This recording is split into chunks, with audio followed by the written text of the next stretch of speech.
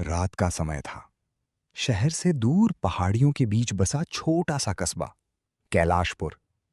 दिन में ये जगह जितनी खूबसूरत लगती थी, रात में उतनी ही खामोश और डरावनी हो जाती थी। कस्बे के बाहर एक पुरानी हवेली थी, टूटी हुई, जर्जर और हमेशा अंधेरे में डूबी हुई। लोग कहते थे, उस हवेली में रात को मत जाना, वहां एक चुड़ैल रहती है जो तुम्हारा पीछा करती है। लेकिन कोई ये नहीं बता पाता था कि वो चुड़ैल है कौन।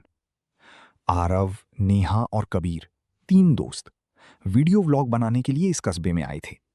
नेहा ने हंसते हुए कहा, परफेक्ट हॉरर लोकेशन, अगर यहां कुछ मिल गया ना, वीडियो वायरल हो जाएगा।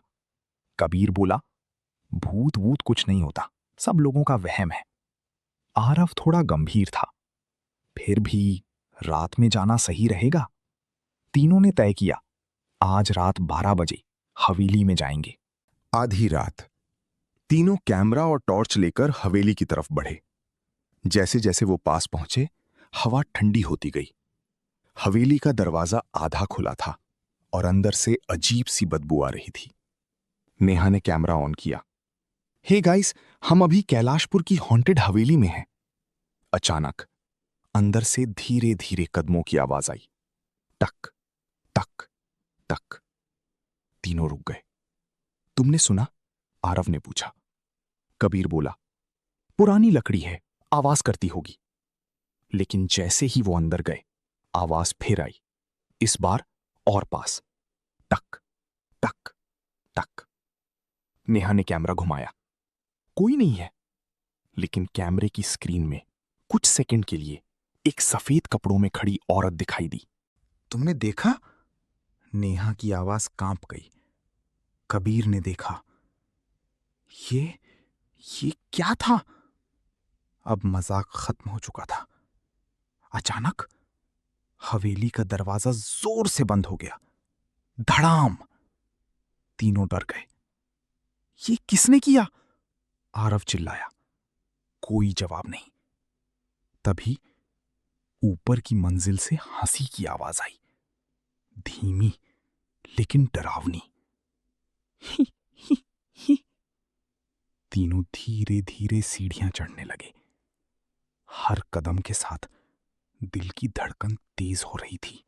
जैसे ही वो ऊपर पहुंचे, लंबे गलियारे के अंत में एक चुड़ैल खड़ी थी।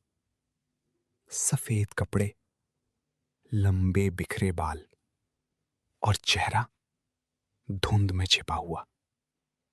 भागो! नेहा चिल्लाई।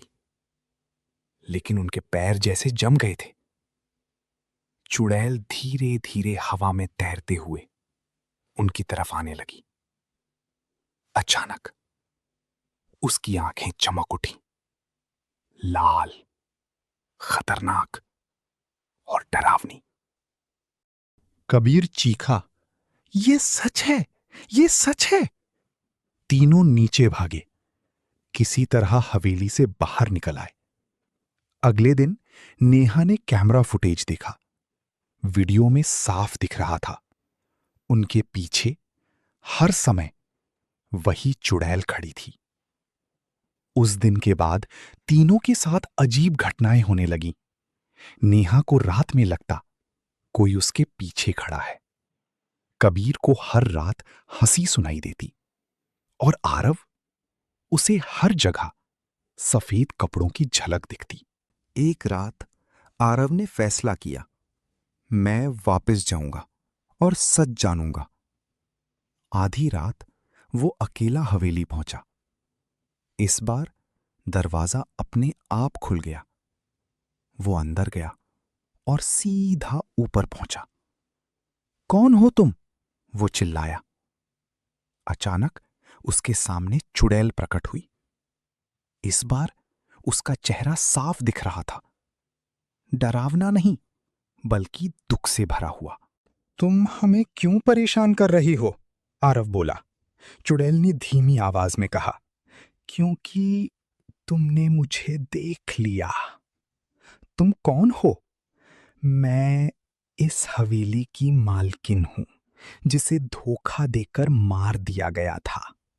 अचानक हवा तेज चलने लगी, दरवाजे अपने आप बंद होने लगे। अब तुम भी यहीं रहोगे। अगले दिन आरव गायब हो गया।